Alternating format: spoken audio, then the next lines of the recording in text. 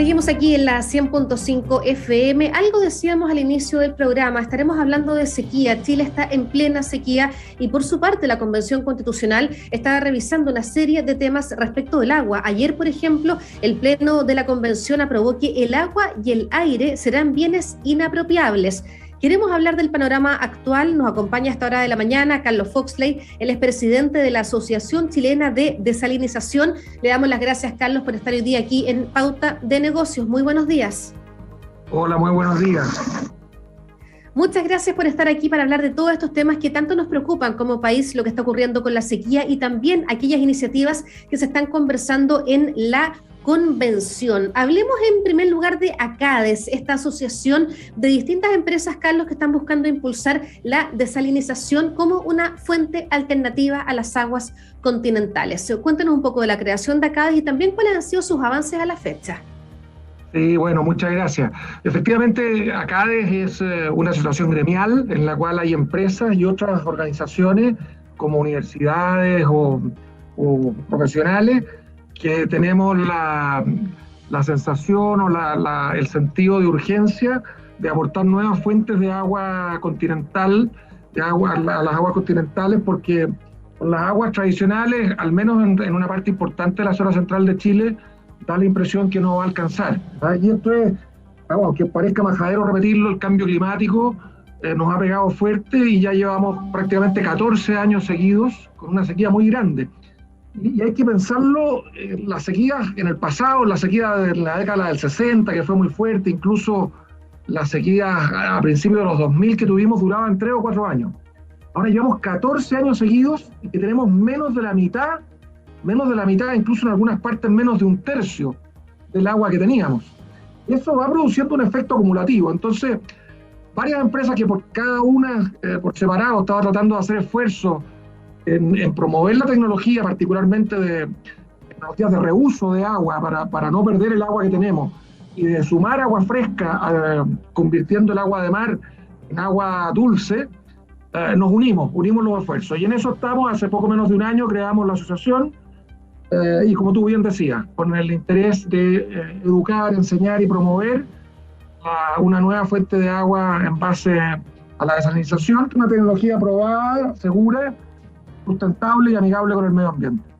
Ya vamos a ir al detalle de eso, pero antes yo te escuchaba, Carlos, cuando hablabas de esta sequía, 13, 14 años ya de este terremoto silencioso, también como se le ha llamado, en gran parte debido al cambio climático, pero uno se pregunta, y ahí quiero saber tu opinión, ¿qué han hecho los distintos gobiernos en los últimos años para enfrentar este tema que ya se estaba anunciando con grandes titulares? Mira, lamentablemente el ser humano no aprende los errores y claro, siempre existe la tentación de pensar que al año siguiente o al mes siguiente va a llover, porque aquí hay que tomar decisiones que implican inversiones, que implican cambios de leyes, que implican cambios de tarifas. O sea, no es gratis, que no llueva, no es gratis, ¿ya? Y por lo tanto, sin hablar de ningún gobierno en particular, te diría que todos han hecho un esfuerzo por ordenar la situación que tenemos, que además todo el tema del agua estaba muy desordenado, con muchas organizaciones que participan, y no hay que dejar de ver que si no nos hemos fijado tanto en la sequía, ha sido porque se ha hecho mucho. Las empresas sanitarias, por ejemplo, han invertido una cantidad de dinero impresionante en poder mejorar y hacer más resiliente su sistema, pero todo tiene un límite, y estamos llegando al límite, ¿ya? Y es más, como cualquier cosa que hagamos ahora va a tomar tiempo y los resultados se van a ver en 3, 4, 5, 6 años, creo que vamos a tener que empezar a escuchar un poco el discurso de Winston Churchill. Aquí va a venir, no quiero ir al extremo de sangre, sudor y lágrimas, pero quiero sí decir que lo vamos a pasar mal. De eso no hay ninguna duda. Lo vamos a pasar mal y vamos a tener restricciones de agua. Ya no solamente en poblados rurales, vamos a tener ciudades completas sufriendo la amenaza del racionamiento de agua. Y eso significa que no hay colegios, que no hay fábricas, que nuestra vida cotidiana se modifica, sufre, cambia. Por eso Carlos, es urgente reaccionar. Dices, sí, lo vamos a pasar mal, habrá racionamiento de agua. ¿Es posible vislumbrar una fecha, un periodo en el tiempo donde eso podría ocurrir?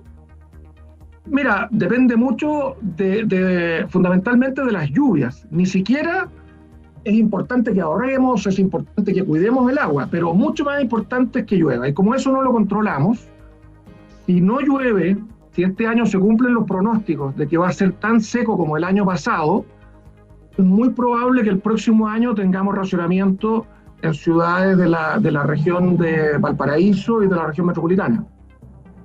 Tenemos este contexto entonces, Carlos, de lo apremiante que es la situación que estamos viviendo. ¿Qué ocurre con las desaladoras? ¿Cuál es la realidad de las desaladoras hoy en Chile? ¿Y cuántas tal vez deberíamos tener para tratar de solucionar dentro de lo que se pueda el tema de aguas? Mira, el mejor ejemplo de que la desalinización puede aportar agua fresca de manera segura y que se puede hacer, no tenemos que ir a mirar Israel, no tenemos que ir a mirar España. Miremos Antofagasta. Antofagasta está en la mitad del desierto más seco del mundo. Ahí no llueve nunca, o prácticamente nunca. Y sin embargo, Antofagasta hoy día tiene asegurada el agua para su población, lo mismo que Tocopilla, lo mismo que Mejillones, lo mismo que Taltal. Y sin embargo, no lo tienen Valparaíso, Viña, Santiago, La Serena, Coquimbo, Mapudo, Maitencillo.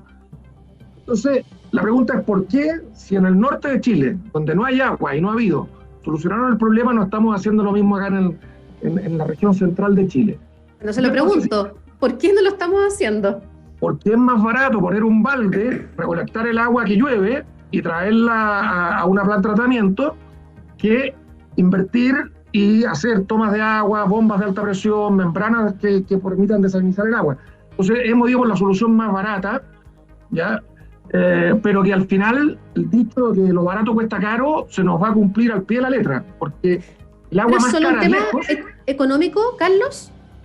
Fundamentalmente sí, porque se ha priorizado las soluciones que, asumiendo estadísticamente, si tú asumes que va a llover como llovía hace 30 años, evidentemente que no se justifica una inversión en plantas desalinizadoras si en Santiago, por ejemplo, tuviéramos 300 o 400 milímetros de lluvia al año.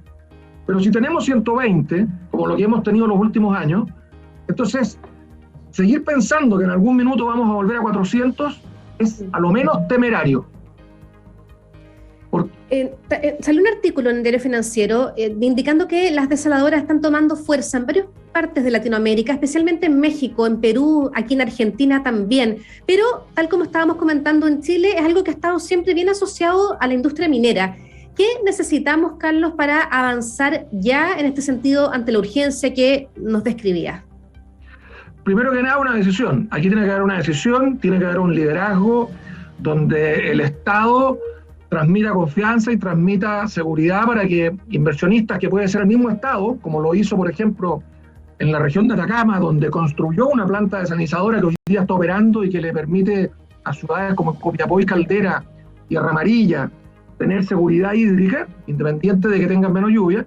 Lo mismo podría estarse haciendo en la región de Valparaíso, en la región metropolitana y en la región de O'Higgins, ¿ya? De manera que una decisión, y eso te lo pongo con ejemplos muy concretos.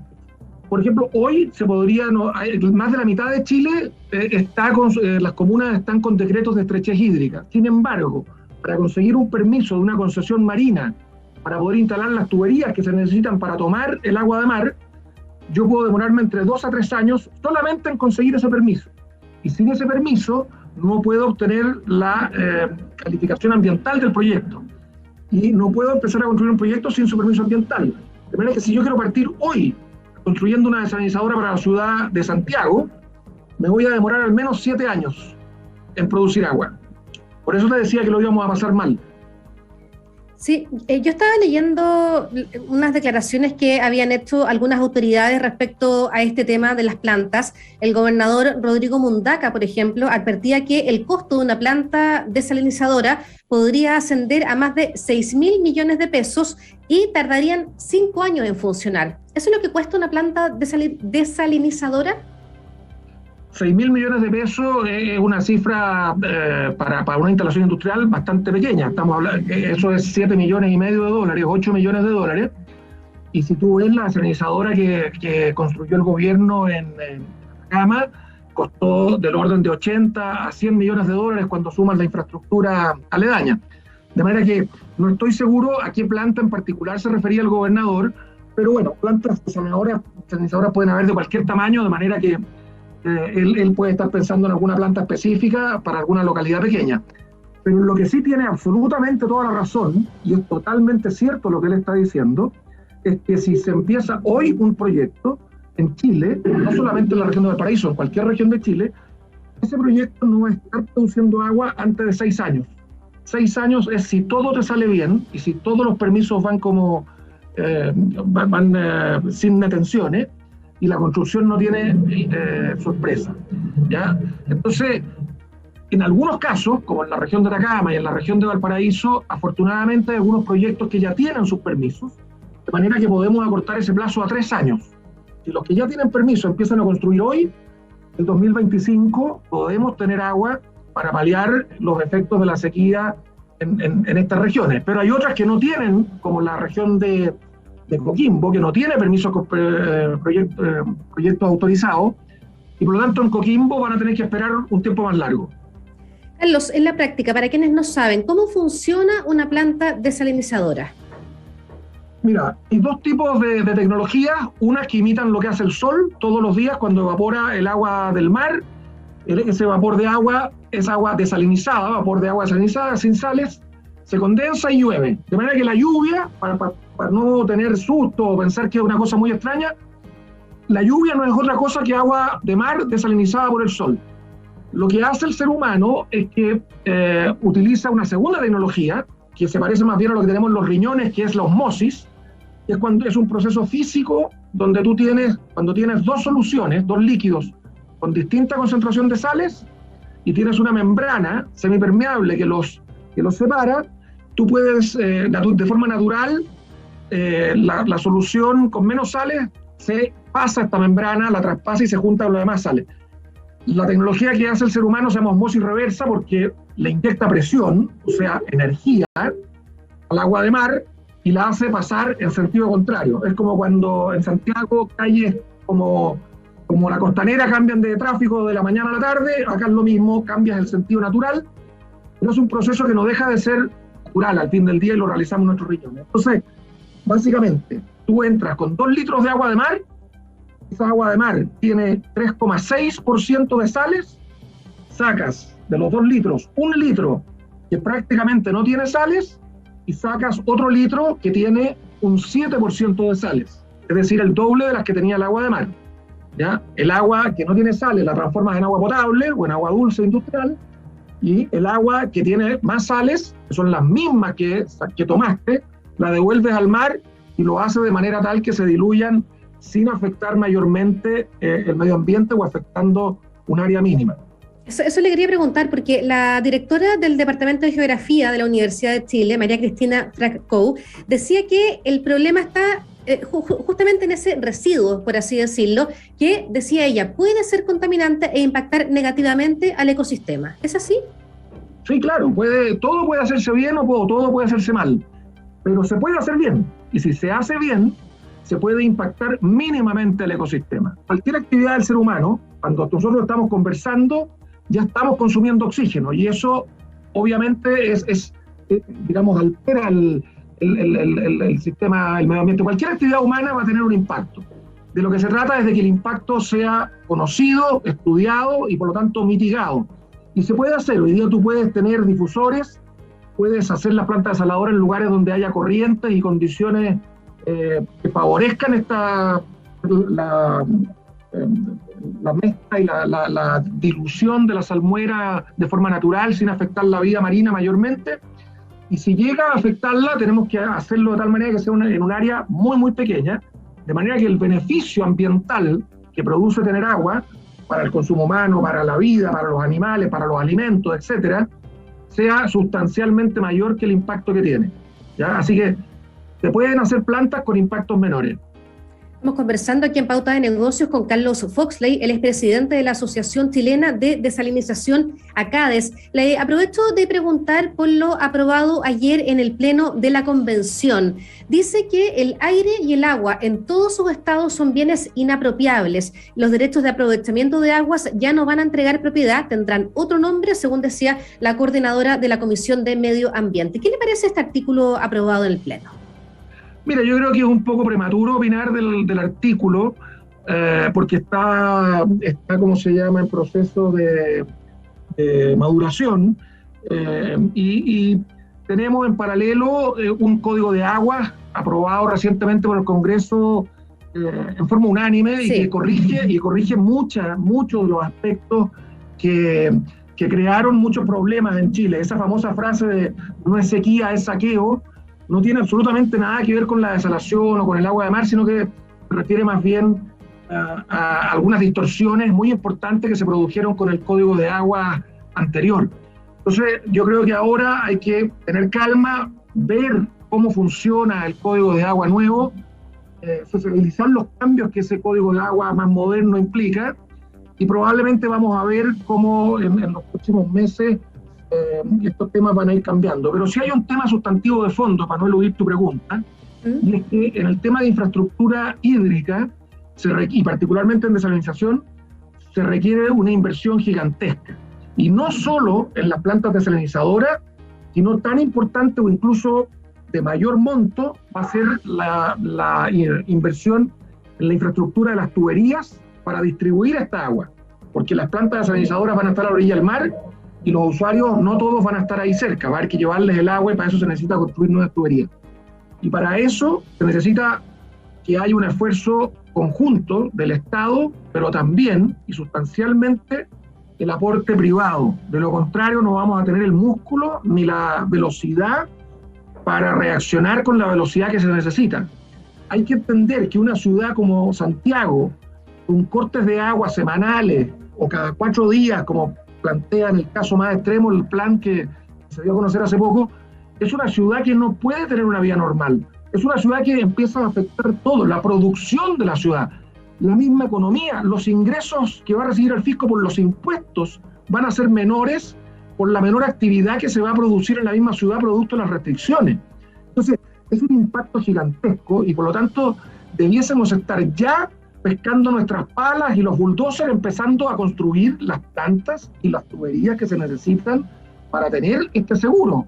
Lo otro es ir a la iglesia, a la sinagoga, donde usted quiera, a rezar de rodillas, de guata, para que llueva. Uno puede elegir el camino que quiera, ¿ya? Pero hay que elegir algún camino. Carlos, tengo entendido que en Chile hay 18 de estas plantas. Depende cómo las cuentes, pero sí, hay alrededor de 20 o un poco más de 20 de plantas de más de 50 litros por segundo. Y aunque no creas, tenemos plantas hasta en Punta Arenas, ¿ya? O sea, hay desde Arica hasta Punta Arenas, plantas desalinizadoras instaladas.